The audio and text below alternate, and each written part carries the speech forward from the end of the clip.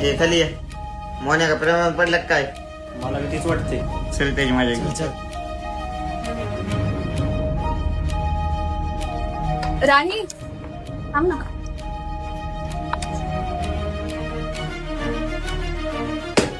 प्रेमात पडला का काय? अरे नाही.